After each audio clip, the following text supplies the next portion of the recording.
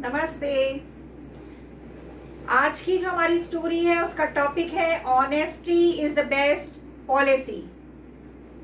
सच्चाई की जीत होती है, हमेशा सच बोलना चाहिए।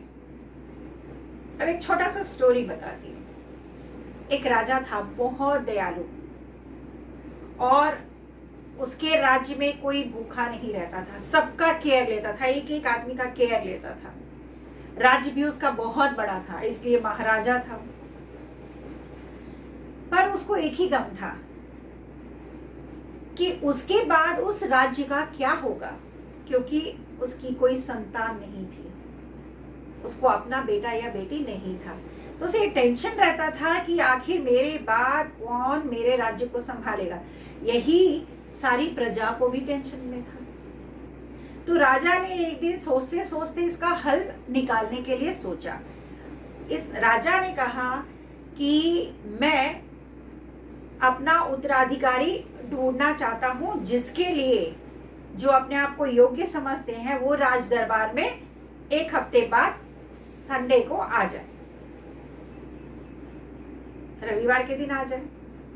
रविवार का दिन आया, बहुत भीड़ आई, जितने भी यंग लोग थे सब लड़के उसमें आ गए। तो राजा ने सबके सामने कहा, मैं आप सबका आभार प्रकट करता हूँ कि इतने कम समय में मैंने आप सबको बोला और सब आ गए हैं। अभी मुझे इनमें से किसी एक को अपना उत्तराधिकारी चुनना है कि अगर मुझे कुछ हो जाता है तो मेरे बाद इस राज्य को कौन संभालेगा। तो मैं चुनूंगा अपने प्रजाजनों से ही, पर उसके लिए मैं एक काम देता हूँ, उस काम को जो 100% पूरा करेगा उसी को मैं अपना उत्तराधिकारी घोषित करूंगा। फिर राजा ने कुछ लोगों को, वहां जितने लोग उपस्थित थे जो उत्तराधिकारी बनने आए थे, सभी को कुछ बीजें दी हाथ में, 2-2 बीज सभी को दे दी, और बोले कि 3 महीने बाद सब अपने गमले को लेकर आएंगे और उसमें बहुत सुंदर सुंदर कलरफुल कई तरह के रंगीन रंगीन पुष्प खिले होने चाहिए। और 3 महीने का समय दे दिया गया। सभी चले गए खुशी खुशी।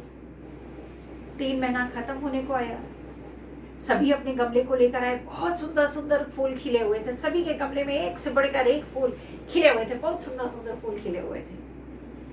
सबने वहां लगा दिया। राजा भी खुश, वाह इतना सुंदर फूल, इतना सुंदर, इतना सुंदर, अच्छा इतने सारे फूल, बहुत सुंदर। तो एकदम आखिरी में एक लड़का आता है, खाली गमला लेके रख दिया सामने। तो राजा ने बोला, भाई ये सबके तो इतने सुंदर सुंदर पुष्प हैं, मुझे बहुत अच्छा लग रहा है और बहुत अच्छे से इन्होंने सेवा की, ये किसका गमला है? वो सामने आए। तो वो लड़का सामने आया। तो राजा ने कहा कि भाई तुम्हारे गमले में फूल नहीं है, पौधा तक नहीं है, क्यों? उसने कहा कि राजन मुझे क्षमा करें, पर आपने जो बीज दिया था मैंने उस बीज को इस गमले में डाला, मैंने अच्छी खाद डाली, मैंने बहुत केयर लिया, धूप में भी रखा, समय पे पानी दिया, पर पौधा नहीं होगा। पता नहीं मुझसे कहाँ क्या भूल हो गई, पर पौधा नहीं होगा। मैंने अपनी तरफ से कोई कसर नहीं छोड़ी। अब मुझे पता नहीं ऐसा क्यों हुआ, लेकिन मैं क्षमा प्रार्थी हूं। तब राजा ने उसको बोला, आओ तुम मेरे पास। अपने सिंहासन के पास उसे बुला लिए।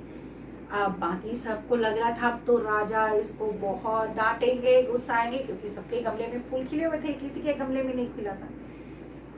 तो राजा वहां खड़े होके पूरे प्रजा के सामने बोले, अगर मुझे कुछ होता है तो मेरा उत्तराधिकारी यही बनेगा, आज से मैं इसे अपना उत्तराधिकारी बना रहा हूं, तो ये अब पूरे राज्य को देखेगा।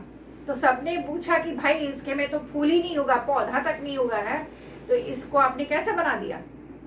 तब राजा ने कहा, मैंने जितने लोगों को बीज बांटे थे, कोई भी बीज में से फूल उग ही नहीं सकता था, पौधा उग ही नहीं सकता था, क्योंकि मैंने उन बीजों को उबाल दिया था, और उबाल के सुखा के मैंने रख दिया था, और उसके बाद मैंने उन बीजों को सबको दिया। ये सब लोगों ने बीज को बदल के दूसरे बीज लगा के फूल उगा के लाए हैं, पर यही एक सच्चा है जिसने बीज नहीं बदला और ये गमला लेकर आया है। तो सच्चाई का रिवार्ड उसे भी मिला, वो उत्तराधिकारी चुनाया गया। इसीलिए सच्चाई की जीत होती है। सच्चाई कितनी भी कड़वी हो, पर सच्चाई सच्चाई ही होती है। इसीलिए हमें सच्चाई का साथ नहीं छोड़ना चाहिए। Okay, bye.